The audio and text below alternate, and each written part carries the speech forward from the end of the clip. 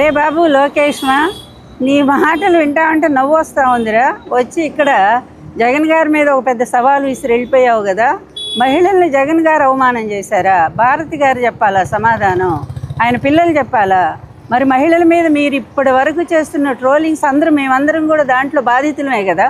ఇక్కడున్న వాళ్ళందరి మీద మీ ఐటీడీపీలో చేసినటువంటి ఘోరమైన ట్రోలింగ్స్, మా భారతమ్మ మీద చేసినటువంటి, వాళ్ళ పిల్లల మీద చేసినటువంటి వీటి గురించి మాట్లాడరా ముందు. నువ్వు ఎందుకు పనికిరానటువంటి నువ్వు ఈరోజు మీ తండ్రిని అడ్డం పెట్టుకొని ఇష్టం వచ్చినట్టుగా నీచమైనటువంటి ఈ ఐటీడీపీ ద్వారా సోషల్ మీడియాలో విచ్చలవిడిగా మహిళల మీద నడుపుతూ మీ హోంమంత్రిని ఏదో అన్నారంట. మీ హోంమంత్రి ఏ ఒక్క కేసు అయినా పట్టించుకుంటా ఉందా? మహిళల మీద ఇన్ని అత్యాచారాలు, ఇన్ని అన్యాయాలు రాష్ట్రంలో ఎప్పుడూ జరగనంత ఘోరంగా నిమిషానికి ఒక రేపు జరుగుతూ ఉందే. మరి అట్లాంటి వాడిని గురించి మీ హోమ్ మినిస్టర్ ఒక్కసారైనా స్పందించారా? దోషుల్ని శిక్షించారా? మీరా నీతులు చెప్పేది జగన్మోహన్ రెడ్డి గారికి? అలాగే నిన్న కాక మొన్న డిఎస్సి గురించి ఏం మాట్లాడుతున్నావు నువ్వు? సిద్ధంగా ఉన్నానని చెప్పావు కదా. మేము వచ్చాం కదా, మహిళలు వచ్చాం, మా నాయకుడు అక్కర్లా. ఈరోజు మేమందరం ఉన్నాము, మేము సమాధానం చెప్తాంరా. మీరు ఇచ్చినటువంటి జీవోలే ఎంత దారుణంగా మీరు మోసం చేశారో. ఎక్కడైనా ఎంట్రన్స్ లేకుండా క్రీడల్లో కూడా ఇస్తారా పోస్టు? నువ్వే చెప్పాలా. అవుట్ సోర్సింగ్లో వాడిని తీసుకెళ్ళి ఫస్ట్ ర్యాంక్ ఇస్తారా ఎవరైనా సరే? ఇట్లాంటి పిచ్చి వ్యవహారాలు, పేపర్ లీక్ అయితే ఆ లీక్ దగ్గర నుంచి కూడా ఇప్పటి వరకు కూడా ఒక్కో డిఎస్సి ఉద్యోగానికి 15 లక్షలు నువ్వు తీసుకున్నావనే మాట వాస్తవము. నీ అన్యాయాల మీద వీటన్నిటి మీద మా నాయకుడు జగన్మోహన్ రెడ్డి గారు మాట్లాడితే వివరాలతో సహా బయట పెడితే ఒక్కదానికి కూడా సమాధానం చెప్పకుండా అబ్బా కొడుకులు ఇద్దరు పారిపోయారు. కరకట్ట ఇంటికి పారిపోయారో లేదా హైదరాబాద్ ఇంటికి పారిపోయారు. మీ బతుకులే ఇంత. ఏదైనా విషయం వచ్చినప్పుడు సమాధానం చెప్పకుండా దాటేసుకుంటూ పారిపోయేటువంటి మీరు వచ్చి ఇక్కడ సవాలు విసురుతారా? అంత శక్తి నీకుందా అసలు? నువ్వేంటో, నీ పరిస్థితి ఏంటో ఒక్కసారి నువ్వు ఆలోచించి చూసుకో. నువ్వు వచ్చిన తర్వాత, అంటే నీ బాబు వచ్చిన తర్వాత పరిపాలనకి ఎంతమంది మీద అఘాయిత్యాలు, అన్యాయాలు జరుగుతున్నాయో, ఎంతమంది మహిళలు ఆత్మహత్యలు చేసుకున్నారో, హత్యలు చేయబడుతున్నారో, వీటన్నిటి మీద ఒక్కసారి విచారణ చేద్దామా?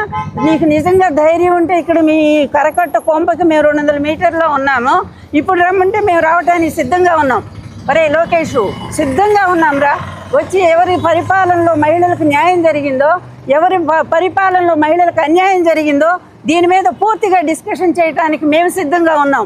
అలాగే ఉద్యోగస్తులు ఎంత దారుణంగా మీరు మోసం చేస్తున్నారో, డిఎస్సి పేరుతో ఎంత అవినీతి జరుగుతూ ఉందో ఇదంతా మేము ఆధారాలతో సహా ప్రూఫ్తో వచ్చాం. మేము వీటన్నింటిని కూడా బయట పెట్టడానికి సిద్ధంగా ఉన్నావురా. ధైర్యం, దమ్ము నీకేమైనా ఉంటే ఎన్టీఆర్ మనవడు మాటి చెప్తావు కదరా నువ్వు.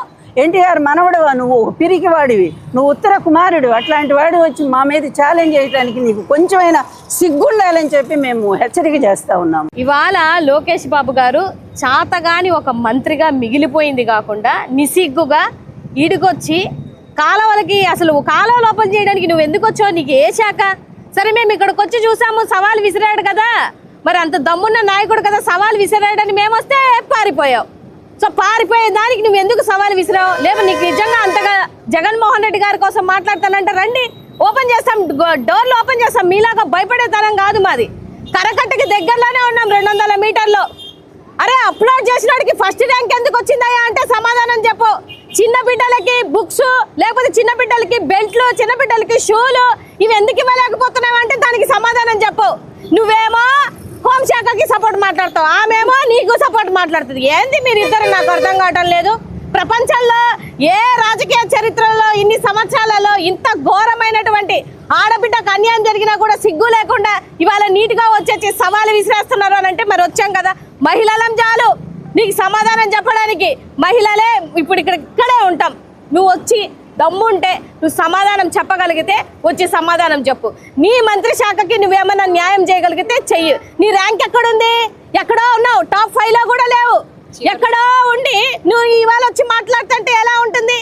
అంటే నీ శాఖ తప్ప అన్ని శాఖలు మాట్లాడుతున్నావు. దయించి చిన్న బిడ్డల యొక్క కూడు విషయంలో, చిన్న బిడ్డల యొక్క బట్ట విషయంలో మాత్రం చిల్లర రాజకీయాలు చేయక లోకేష్ బాబు గారు. మీరు చేసిన అన్యాయాలన్నింటినీ బయట పెడుతుంటే మీకు ఈ రోజు ఎంత బాధ వస్తుంది. డిఎస్సిలో మీరు చేసిన మోసాలు మీకు తెలుసు. ఎక్కడ అథారిటేటివ్గా లేని స్పోర్ట్స్ సర్టిఫికెట్ ఎవరిస్తారండి? గ్రిగ్లో కానీ, స్పోర్ట్స్లో కానీ, స్టేట్లో కానీ ఆడినప్పుడు ఇస్తారు. అది కదా అథారిటేటివ్గా తీసుకోవాలి. అది కాకుండా మంత్రులు ఎవరైనా నచ్చి ఒక సర్టిఫికెట్ ఇస్తే ఒక ప్యాకాట్కి ఒక ఉద్యోగం, ఇవన్నీ కూడా మీరు చేసి డిఎస్సిలో కనీసం అక్కడ కలెక్టర్ ఆఫీసులో దాన్ని అక్కడ ప్రకటన ఉంచాలి. అందులో వచ్చిన వాళ్ళందరికీ కూడా అక్కడ ఒక బోర్డు ఏర్పాటు చేయాలని ఏమన్నా ఉందండి? అది కూడా లేదు. అంటే మీ తప్పులు మీరు కనిపెట్టుకోవడానికి మీరు ప్రతి పోస్ట్ అమ్ముకున్నారు కాబట్టి దాన్ని ఎక్కడా లేకుండా మాఫీ చేయడానికి చూశారు. ఇంకా అనిత గారి మాటలు, ఒక మహిళగా ఆవిడ మాట్లాడే మాటలు, ఆవిడ ఏదో అనేసారంటున్నారు మేకప్ గురించి. మరి రోజా మేడం గారి గురించి ఎన్ని మాటలు మాట్లాడారండి? బండారు సత్యనారాయణ గారు మాట్లాడిన మాటలు ఎలాంటి మాట? అప్పుడు మీకు ఎవరికి బాధలు రాలేదా? లోకేష్ గారు, మీరు సవాళ్ళు విసురుతున్నారు కదా జగన్మోహన్ రెడ్డి గారికి. జగన్మోహన్ రెడ్డి గారి దాకా అవసరం లేదు. మహిళలు మేము వచ్చాం, మేము అడిగిన ప్రశ్నలకు సమాధానం చెప్పండి. పిల్లలకి యూనిఫామ్స్ అన్నారు, యూనిఫామ్ ఇచ్చారు కానీ షూస్ ఇవ్వలేదు. బుక్స్ అన్నారు, టెక్స్ట్ బుక్స్ ఇచ్చారు కానీ నోట్ బుక్స్లు ఇవ్వలేదు. సవాళ్ళు అనేవి అలాంటి వాటిలో తీసుకోండి, వాటిని పిల్లలకి ఎలా అందించాలి అనే దాంట్లో మీ బుద్ధి అనేది చూపించండి. అంతేగాని సవాళ్ళు విసరటం మాకు కూడా వచ్చు. ఇప్పుడు అనిత గారి విషయం వస్తే మేమేం మాట్లాడుతున్నాం? అమ్మా అనిత గారు, మీ మేకప్ మీద ఉన్న శ్రద్ధ కాస్త సమాజం మీద పెట్టండి అని చెప్పి అడుగుతున్నాం. దాన్ని వక్రీకరించి మాట్లాడుకుని మీ ఇష్టం వచ్చినట్టుగా దీక్షలకి ధర్నాలకి దిగారు నిన్న. మేము ఒకటే చెప్తున్నాం, మంచిగా సవాళ్ళు విసరటం కాదు, పని చేయటంలో మీ పనితనం చూపించండి. సవాళ్ళే ఉంది, ఎవరైనా విసురుతారు. వచ్చాం, ఇప్పుడు వచ్చాం. మా జగన్మోహన్ రెడ్డి గారి దాకా అవసరంలే, మహిళలం మేము వచ్చాం. మీరు ఏదైతే కరకట్ట మీద నుంచి సవాళ్ళు విసిరారో అక్కడే ఉన్నాం. మీకు దమ్ము ధైర్యం ఉంటే మేము అడిగిన ప్రశ్నలకు సమాధానం చెప్పండి.